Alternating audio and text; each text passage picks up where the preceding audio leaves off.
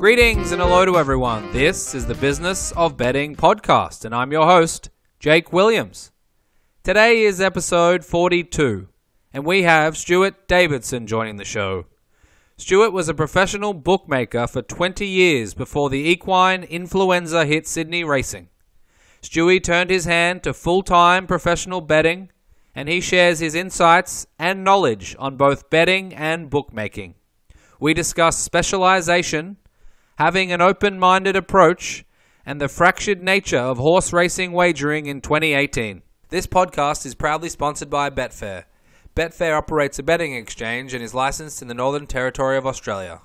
Residents of Australia can join Betfair by visiting betfair.com.au and support this podcast by using promo code BOBPOD. Please gamble responsibly. As always, you can find us at businessofbetting.com or at bettingpod on Twitter. Please fire in any questions or feedback and potential guests you would like to hear from. So thank you for listening, and I hope you enjoy my chat with Stewart Davidson.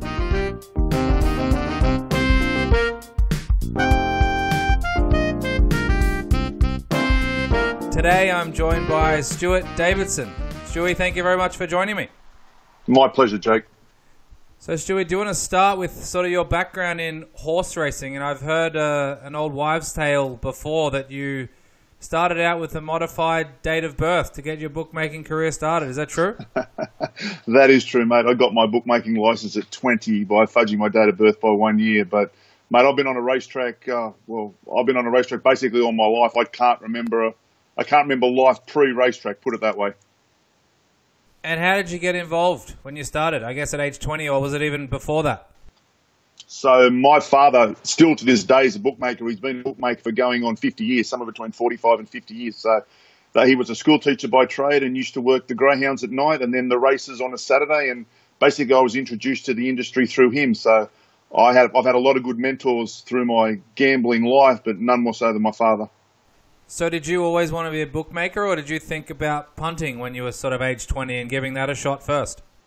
Mate, I was intoxicated by the racetrack from a very young age, and being hands-on and being in the middle of the betting ring and watching all the goings-on and the theatre and the money changing hands and all the other aspects of trying to solve the form puzzle and whatnot. Sort of was intoxicating as a young child, and I knew from a very early age that if I was ever going to make anything in life, it was more than likely going to be through the racetrack. And I had a desire to do it well, and like I said, I just spent every waking hour either studying or learning, or every conversation I was having predominantly was about racing, gambling, probability, matrices, regression analysis, all this sort of thing from a young age. So I've sort of grown up with very much a gambling background. So would you go to the track or see a board of odds and think, gee, I'd love to lay that $1.80 chance or that 4-to-1 chance? Or were you thinking, gee, I'd love to back that 8-to-1 chance? Well, a little bit of both. So from a very early age, I, very rudimentary price analysis and price modelling, but I would go there with a, set of probabilities or markets that I thought represented a fair and true sort of analytical approach to the race. And then, so any resultant from those prices, any lays or backs or shorts or long positions that I would take would be a result of those actual markets. So it could be both. It could be I want to back the 8-to-1 chance. It could be I want to back the $1.80 chance, or it could be vice versa. I didn't go there specifically with a set of tips. I went there with a modified set of tips. In other words, I was looking for value at all opportunities. So when I listen to mainstream racing coverage, I hear this $10 chance is value. Isn't that sort of contrary to what the idea of value is, in that depending on how often that 10-to-1 chance is, actually going to win, why is some of that racing vernacular not necessarily true when you talk about mathematics and finding true value, do you think? No, you're very true what you say. People associate longer prices with value, when value is, at the end of the day, is just the reality versus the expectation. If you think a horse is an $8 chance and you're getting $10, that is value. But if you think Winks on the weekend should be $1.02 or $1.03 and you're getting $1.14, then obviously the value is enormous. And at that end of the market, you can sure as hell turn over a lot more money than you can at the $8, $10 end. And simple supply and demand as far as bookmaking is concerned. Bookmakers, generally speaking, want to lay the horses that represent the biggest percentage or the most likely outcomes in the race, because that's where most of their money is. That's where most of the supply from the punters exists. So has that always been the case? So back, 20 years ago, for example, were all bookmakers trying to lay the first two or three in the market, and that's much the same now, or has it evolved or changed over the years? No, look, it's definitely a generalisation on my part, but generally speaking, bookmakers feel more comfortable laying favourites than they do laying runners, or if I can lay the favourite at the right price, that this is the best path going forward. I believe it's flawed, and I approached it very differently, but I think I won't say unique, but I was definitely different in my thinking when it came to bookmaking when I hit the track in 1988. So I've heard this idea of a punting bookmaker and a risk manager, and I don't know if that is thought about sort of in terms of the old school versus the new school. I know Dominic Byrne mentioned that he was much more of a punting bookmaker, so perhaps there was a dozen others who weren't. Take us through, I guess, your thoughts on this topic and observations over time about those who were more focused on a punting mindset versus purely trying to balance the book, on a race-by-race basis. Yeah, I know what you're saying. So growing up in the early 80s on a racetrack, I was watching Dominic Byrne, I was watching Robbie Waterhouse, and these were punting bookmakers, Mark Reed in later years. But these were bookmakers that shaped their books by their opinion. They were trading the price, they weren't trading the commodity of the horse. So they didn't see, I'm going to lay horse number one because I don't like it. They saw that this horse is a lay at a certain price, and therefore it's a bet at a certain price. And those three gentlemen that I just mentioned had no problem in backing their judgment. If you were confident in the markets that you put out, then bookmaking gave you the opportunity not only to go long from a punting point of view, but also to go short from a bookmaking point of view. And these are the days pre-Betfair, so if you wanted to go short or lay a runner, the only option you had was from the bookmaking stand. I see. Now that makes sense. Well, conversely, for example, if you grew up in the 50s and 60s, you were used to going to race meetings with 300 bookmakers and tens of thousands of people going to the racetrack. In that case, the supply is so great, you could be a bookmaker in the pure sense of the word. And, I know it's a modern term, a green book or a book where there is no losers, but during my 20 years as a rails bookmaker, I could not name the number of times on one hand when I had a green book or a round book where I had no losers. They just don't exist. They're great in theory, but in practice, they're few and far between. So that model of that bookmaking per se, where you actually stood up there and was a bookmaker in the true sense of the word, had long disappeared by the time I got to the track. And what about in 2018? Is it much the same, or do you think it's moved towards a risk management style of bookmaking? Because that's certainly what you hear in the media or on beautiful places like Twitter. Is that the case? Pure bookmaking doesn't exist anymore, full stop. There's bookmakers out there with client lists who are just happy to play their clients. But as far as, playing the money that's in front of you at the racetrack, that just doesn't exist anymore. They've either been funneled off into corporate land or they've just left the track because there's so many other distractions and so many other now things they can bet on. You got to remember in the 70s and 80s, if you wanted to place a bet on a horse race, you had to be on track. You couldn't bring a mobile phone onto a racetrack. The internet didn't exist as far as I'm aware in Australia anyway. So the betting ring was a hive of activities in the 80s and even into the early 90s. But by the time, mobile phones were allowed, the internet, people were getting dissecting information from all sorts of different avenues. The on-track betting ring had become not the primary place of business. So business had moved offshore, off-track, and, we were then introduced to exchanges, Asian exchanges, all sorts of different mediums by which people could invest their money. And that was to the detriment I consider to the detriment of the on-track bookmaker, who was the one at that time framing the markets. And, he was the one that was creating the product for people to bet on. So that might be a detriment to the on-course bookmaker. Is it a detriment overall to the industry, do you think, that things have changed from a core primary marketplace being on track to being sort of on even a global setting to a large extent? Yeah, look, I believe so. Look, I no doubt it's introduced a lot of new punters into the market, but I think to the detriment of the industry per se. We don't have a primary market anymore. We have all these little subsidiary markets, and, there's no reason for you to go to the racetrack anymore, which is disappointing. There's no reason for you to bet into the primary market that set up the race fields. You can spend or gamble your money across a whole heap of different mediums, and I think the value's lost when you get so many different markets you can play in. If you get one big fluid market and that everyone can play into, then you have a robust market. When you have all these almost derivatives markets that have been created from the primary markets, then I just think it's stretched too thin, and I don't think racing can survive with things stretched so thin. I think it meets a critical mass and just implodes on itself. And I think that's almost where we are now. Okay, do you think there's a way for all those, I guess, little streams and lakes and rivers to all meet into a big body of water somewhere, or is it still going to be fractured to a large extent? It'll take a smarter man than me to work it all out, Jake, that's for sure. It does seem very fractured for me, and it seems like the corral gate's been left open, the horses are bolted, and to be honest, I don't know how you get them all back in.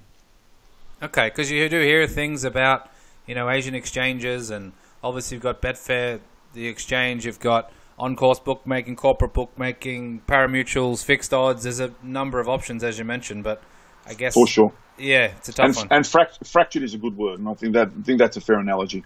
Okay, so what ultimately, or was there more than one reason that forced you, or you sort of sat down and thought about leaving bookmaking at the track and change profession? Look, I never actually changed profession, Jake. So I was always punting, like from my early teens. I've been a punter, and I was a bookmaker for that 20-year period, 1988 to 2008. But I never in all my time stopped gambling or stopped betting or stopped pricing up racehorses. So bookmaking just facilitated a different way for me to take positions, whether they be long or short. And the truth of the matter is, I was a better punter as a bookmaker purely because I would have been standing there and feeling all the market forces acting upon me, and I'd have a far better idea of which way the market was going to move and who was doing what or who was doing something they shouldn't have been doing, and as far as their money was getting filtered somewhere where I wouldn't have perceived it was going. And that made punting a heck of a lot easier. Okay, so what was the transition like? Did you just sort of day one to day two, it just switched from being on a stand, I guess, and punting from that position to home office type punting, I would imagine? Yeah, very much so. So basically 1988, I sat down and I had a bit of time to think because horses got the flu basically in late 2007, early 2008, and there was no racing in Sydney, which is the primary market that I gamble into. So it let me sit down and just analyse my bookmaking business to the nth degree. And basically what I did is I got a ledger of all bets during a course of, I think it was about a year, and I took out all the bets from punters that win money over a period of time, I took out all the bets where the punter took a price where it could be perceived over long term he would be winning. In other words, he did far better than the SP. And what I was left with was basically the business that I had to cut a margin out of and to cover my expenditure, and that was just untenable. So at the end of the day, I realised the bookmaking was getting harder and harder. It was only going in one direction. There were more taxes, more regulation. The regulators were putting more and more hurdles in front of bookmakers, and they still are to this day. And I just didn't see a long-term future going forward. So I decided to give bookmaking away, and I haven't been back. And don't get me wrong, Jake, I would love to go back, but the three things I need to go back are a crowd, money. Well, actually, they're really only the two things. I need people to start going to the track, and I need money to filter back to the track. And I don't see that happening in the not-too-distant future. So were the punters getting better too that, I guess, caused that analysis to come out as it did? Or was it a mix of, like we mentioned before, the fractured betting marketplace, and ultimately it was just ending up somewhere else rather than at the track? No, most definitely. So punters have got smarter over time, and exponentially so. So the margin that I might have had when I left school in the sort of mid to late 80s, where just sitting down with a form guide, doing a lot of hard work, analysing a lot of data. People didn't have the computer systems back then to sort of analyse this data. So if you were prepared to spend the time and put in the effort, you had a big advantage on the market. Everything's very push button today. Punters are far more educated. And whatever margin or whatever edge I had on the market back in the mid to late 80s was very fastly disappearing by the mid 90s. Okay, so let's talk about, we mentioned a bit about the different places available to bet now. I guess yes. The corporatization of betting, is that good for Stewie Davidson, the punter, post-EI, when he's considering how he's going to attack, I guess, the marketplace and create a viable business for himself as a professional punter? Look, it opened up more avenues, that's for sure and certain, but it became, the corporate environment, as far as the fixed odds products is concerned, is quite obviously very hard to get off. Even if you're a break square or a sort of a low margin losing punter, it's hard to get a bet on there. Betfair gives it a little bit of liquidity, but not if you want to push the market quickly in a certain direction. Betfair doesn't give you that opportunity. Well, not on a Sydney racing anyway. Betfair also becomes very illuminating for everyone else. Like it's almost like a tipping guide. It's almost showing people where the money's going, which obviously for professionals is not good. I'd rather keep any advantage I have to myself and collectively amongst all the pros as well. On-track bookmakers, the only service they offered that basically was showing the way for other punters was Top Fluck. because then bookmakers would get an idea of where the money was flowing, and obviously they would structure their markets around the top luck money that they were getting early in the morning. But on your general question of have corporates been good for the punting environment, my answer is most definitely not. The punting and bookmaking experience that I remember in the sort of the 80s and the 90s was almost a gentleman's agreement. Like, bookmakers were letting you on to win $5,000 in the 80s, multiple times, even in the outer ring. Nowadays, it's hard to, 25 years later, it's hard to get on to win 2,000 with a corporate. Is that good? I think not. As well as that, all the punters that were populating the pari-mutuel pools that were creating, discrepancies in the market or disparate markets, they're now predominantly funneled into these corporate sports bet or whoever offering, trifecta, all sorts of different exotic bet types. And your rank and file punter doesn't have the opportunity to bet against them. In other words, the corporates just absorb all that money, and I can't play the game against them. And without their disparate betting, I don't have an edge or a margin in the market. So no is the answer to your question. Yeah, no, it's interesting. I was just sort of thinking about where all the money ends up ultimately, or how it gets distributed amongst the betting marketplace between all the different, I guess, entities involved. And well, for sure, it seems like it's a lot of pull and not as much push. Very, very much so. So it's almost what we call bottom drawing. So they write these exotic bets and they just hit the bottom drawer, and they just worry about them over the end of, say, a financial year. And they know over a period of time the consumer margins associated with these products that they don't have to do too much risk liability in as far as well, if they were populating the pari-mutuel pools, that every punter gets the best kettle of fish. Let's talk price. Unlike bookies and toads, the Betfair Exchange is a low-margin, buy-sell, fixed odds marketplace where the value stays with the punter, not the house. Ready for the game within the game? Join betfair.com.au. Gamble responsibly.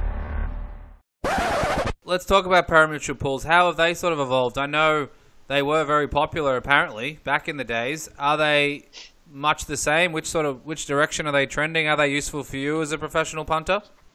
They are useful, yes, but they're trending down at an alarming rate. So basically, it goes back to the analogy I just described. Like, you go back long enough, and everyone that wanted to have a bet, predominantly on a trifecta, a first four, a quadrilla, a superfecta, I'm sure I've forgotten a few other exotic bet types there, had to populate these pari-mutuel pools. And if you had a little bit of computer software or a little bit of nous about, you could see where the discrepancies were in the market and you could take advantage of those discrepancies. Well, it doesn't exist anymore because so much money is being funneled out of those pools and funneled elsewhere, predominantly into these corporates, which, I don't get a chance to, trade against the money that's lodged in exotic bet types, in exotic pools, I should say, with corporate bookmakers, but we do get that opportunity with the pari-mutuel TABs. So where do all the professionals who want to turn over a decent amount of money have to play then? Obviously, there's certain restrictions on different avenues and there's different fees associated for different platforms, for example. So what are the options for not only Stewie Davidson, but the 50 other Stewies or the groups and syndicates? What are they thinking when they see the different options? Look, the pari-mutuel still entices in the fact that you can bet there and hide your money. Like, if you're betting into these exotic bet tours, predominantly people don't know what you're betting on, and you can start feeding money into win pools in the pari-mutuel pools at a very early time to keep a price at a certain level, and no one's none the wiser. If you walk into the betting ring and start running along the rails screaming to win 5,000, number one with every bookmaker, people will very quickly know what you're doing and what horses like it firm.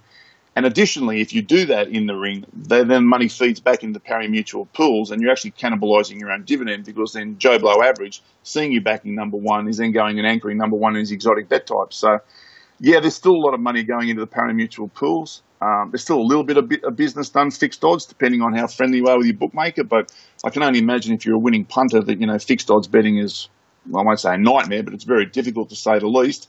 Betfair is obviously a great tool, and it's a low margin product, and we all use it. But there's a lot of smoke and mirrors and a lot of misdirection there a lot of the time. It's really only when it gets closer to jump time that we actually see where the real money's going.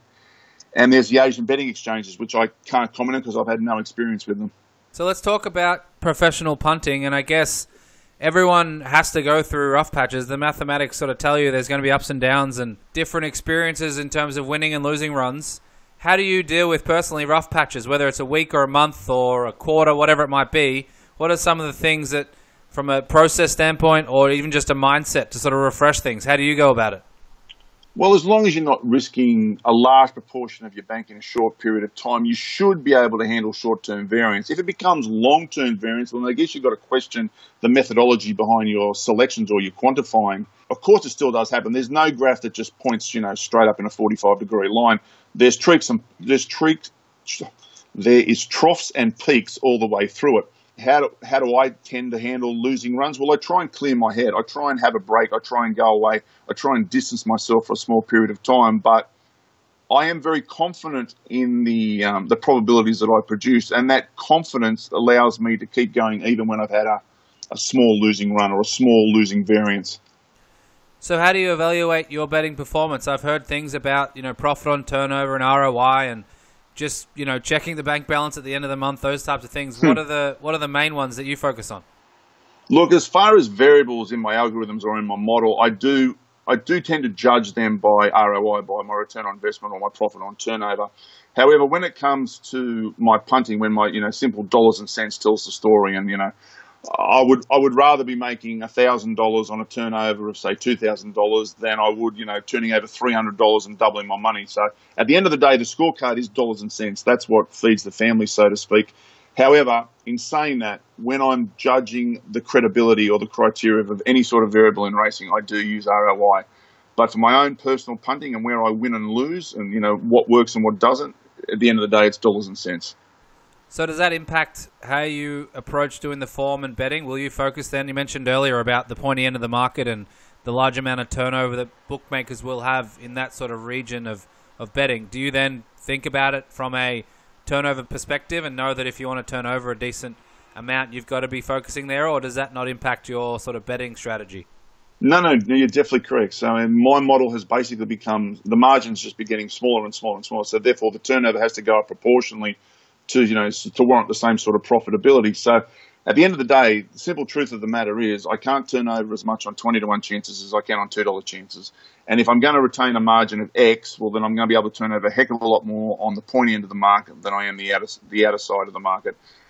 And conversely, bookmakers with simple economics of supply and demand, if that's where they want to, if that's the place they want to play, then that suits me down to the ground. And do you find that they are interested in, I guess, pushing out those $1.80 chances to even money, or are they pretty tight at that end of the market? No, look, Jake, some bookmakers telegraph their punches. Like, some bookmakers are only interested in laying that $1.80 chance, so you know what they're going to do. It's a huge advantage you've got on your competitors if you know what your competitor's next move is. So, there are plenty of bookmakers out there that are only interested in laying that $1 chance, and they couldn't give a bugger about laying the 20-to-1 pop. So therefore, they're not overly competitive with that 20-to-1 shot. Well, the $1.80 chance they are. More times than not, the $1.80 chance is going to be far superior value to the horses rougher and more outside in the market. So specialization. A lot of people talk about it in the sports world where you've got multiple sports, multiple jurisdictions and all that type of thing. What about in horse racing when you're thinking about punting? Are you able to, with a relatively small operation, focus on Sydney, Melbourne, Brisbane and Perth? Or are you just looking at really finding your niche? Mate, I don't want to be jack of all trades, master of none. Like, to make money in this game, you've really got to score very highly. If you're scoring 97 out of 100, you probably aren't making any money out of racing. So master of all trades, jack of none is just not going to work. So find what works for you, find whatever niche market works for you, and then just go to town on it. Live it, breathe it. It's the only way, in my opinion, you're going to make any money out of this game. If you're a multinational syndicate and you've got multiple staff across multiple, different, sports or regions, then sure, but that's not the business that I'm running. And on your approach to, I guess, doing the form and the analysis, as well as the betting strategy, are you relatively open-minded on how you do things, or are you pretty fixed in your approach, especially if it's been working? I am the most open-minded person you'll ever come across, Jake. I think people that get fixated on their ideas and aren't willing to change are the ones that have a very short lifespan in this game.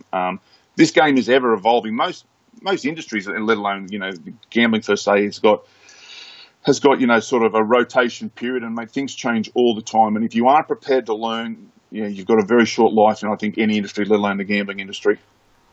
So how do you balance that? I know you've got to spend a certain amount of hours a week doing the form. What amount of time or what percentage of your week can you sort of allocate to research and development, or whatever you want to call it, or analyzing different new angles and new approaches? Mate, you've just explained my week in a nutshell. So you're right. The week is broken up, and I'm always looking for a different angle. I'm always analysing variables to see if I can make them better, and the coefficient or the weighting that I put on those variables. Research and development over the last couple of years has taken a bigger and bigger sort of percentage of my week than, say, it would have 20 years ago. Because 20 years ago, I saw a couple of things that worked. I just would hone in on those variables. In this day and age, things move so quickly, and then variables get overplayed. So, what worked 20 years ago doesn't work now because it was underplayed then and it isn't now. Or it was underplayed then and it's now overplayed. So obviously then it has a negative equity effect on your bottom line. So, it's a constantly fluid and changing beast, and I'm more than interested to hear what anyone's take is on it and why anyone thinks, what they saw. We'll try to explain what they just saw, not only in the race itself, but also in the betting. Yeah, that's interesting. Often it's this is my foundation, and I'll have certain strands of that foundation, but I stick to the foundation. Is that fair to say in terms of sort of your core approach to it all? Yeah, that is fair to say. I don't like to deviate too far from the mean, but I know that if I don't deviate at all, I'll be drowning in a sea of old data, basically. Yeah, and is it easier now with the online internet world to find, I guess, new and different approaches, or was it easier at the track with hundreds and hundreds of punters and bookmakers and the smartest people sort of betting with their pocket essentially and able to put their opinion on the line? Well, good. That's a good question, Jake. I don't know the answer to that. There was very much a very intelligent community that I learned and that taught me a lot over my 40 years on a racetrack, and I'm very grateful, and I'm still happy to learn. But I'm not at the racetrack anymore. I'm sitting at home, and I'm trying to crunch the numbers myself. But at the end of the day, if we're all doing the same thing, then there's no margin for any of us. So you have to think outside the square a little bit, and you have to do things a little bit differently, because swimming with the tide just gets you the same result as whatever the tide gets. And unfortunately, in this game, that's not going to be enough. So who are some of the best you've ever seen out evolving with the marketplace? And you mentioned your old man's been doing it for a while, so I guess he's pretty good at it. Who else, or in addition to that, who else has done a pretty good job with changing their game to a large extent and making sure that they're at the tip of the sword? Mate, look, I got to say, I've learned from a lot of people over the last years. Dominic Byrne, who you had on a while back, taught me a lot as a young kid. As far as I watched the way he conducted his bookmaking business, and sort of the way he went about it, and the methodology, not so much the methodology that he used to create the prices, but the methodology that he used to bookmake. Mate, Mark Reed, Robbie Waterhouse, my father's obviously been a great mentor to me. But I've just been surrounded, because I've been at the track, since I was basically a teenager. I've surrounded myself, with like-minded people, and bouncing ideas off each other. That wisdom of the crowd's mentality is definitely a good way forward. It gets you thinking, whether the premise is correct or not. It gets you thinking about it in different ways you can attack it.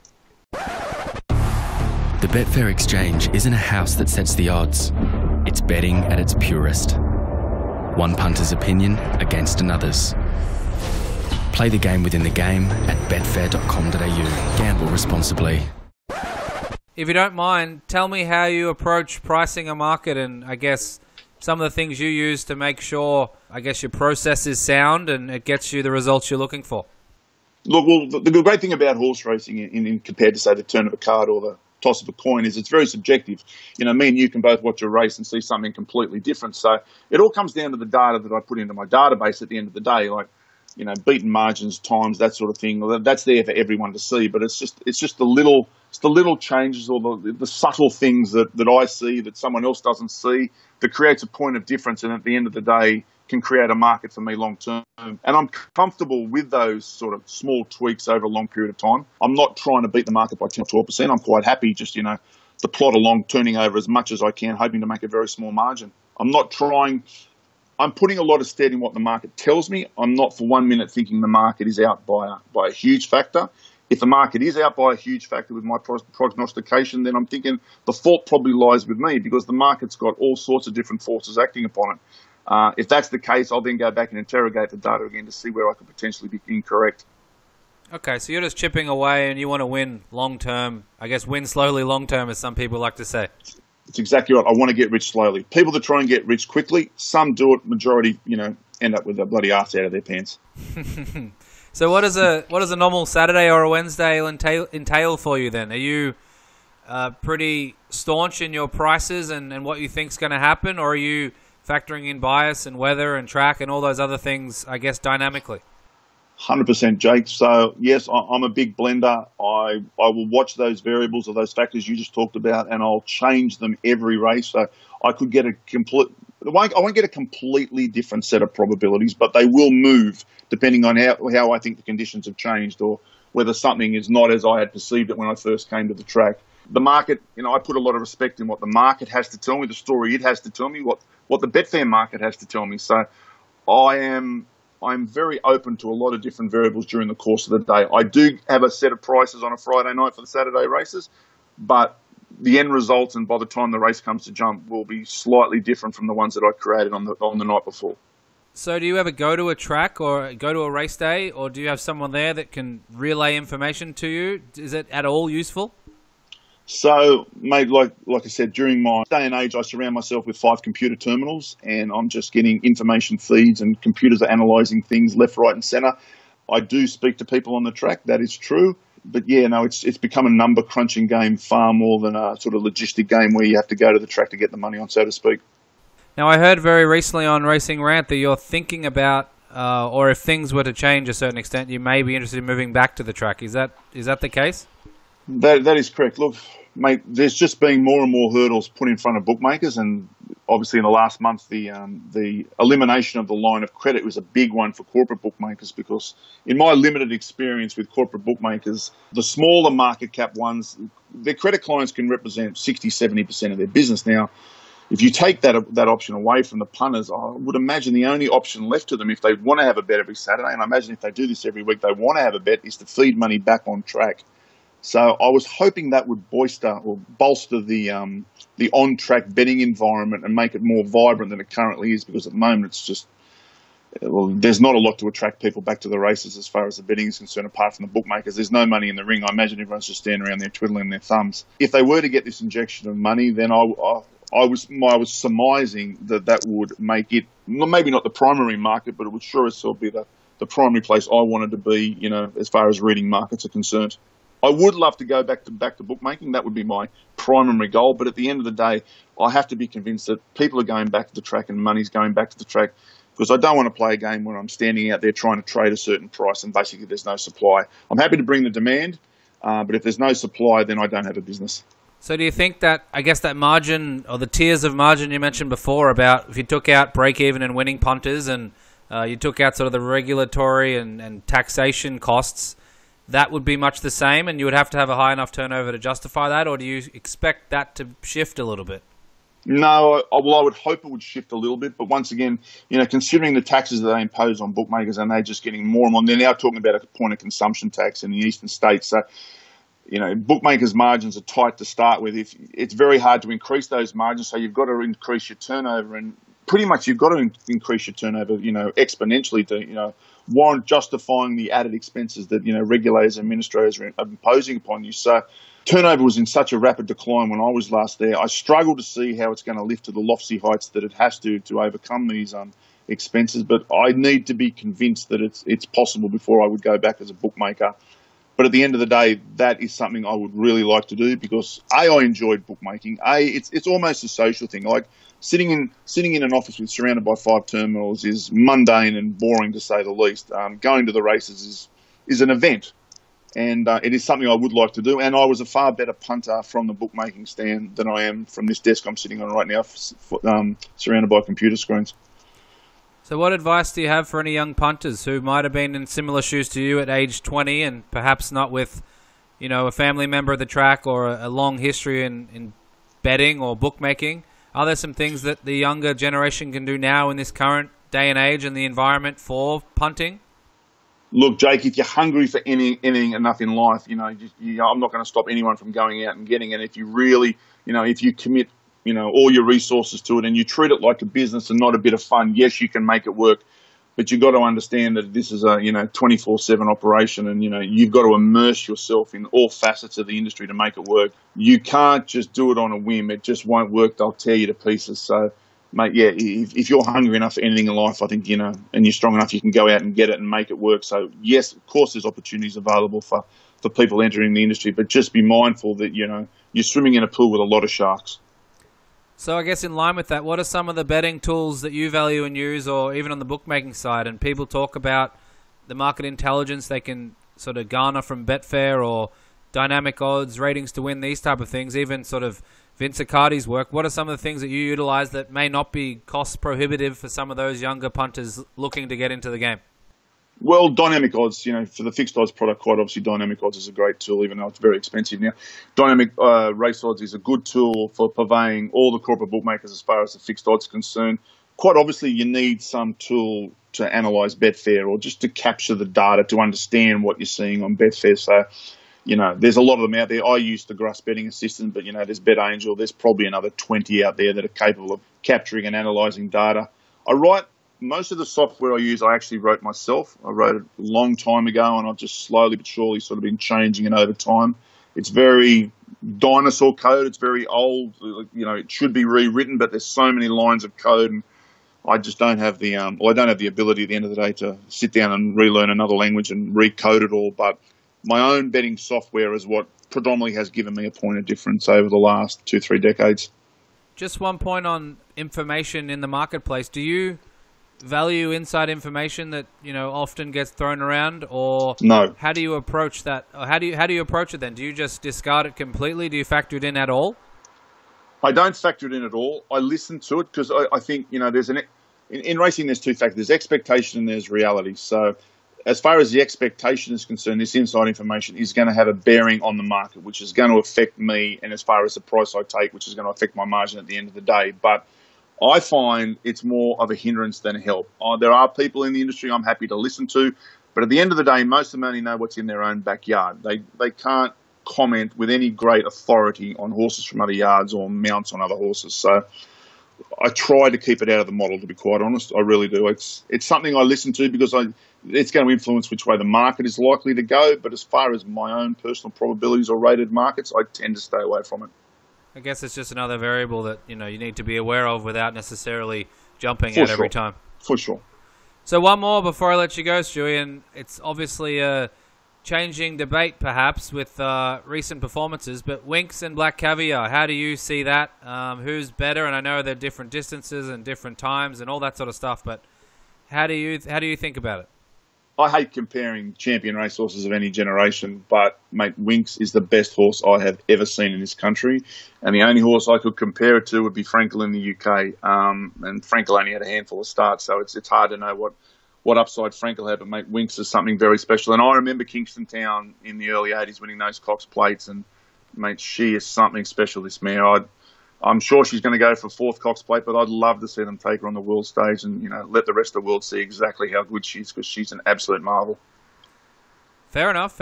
One last one.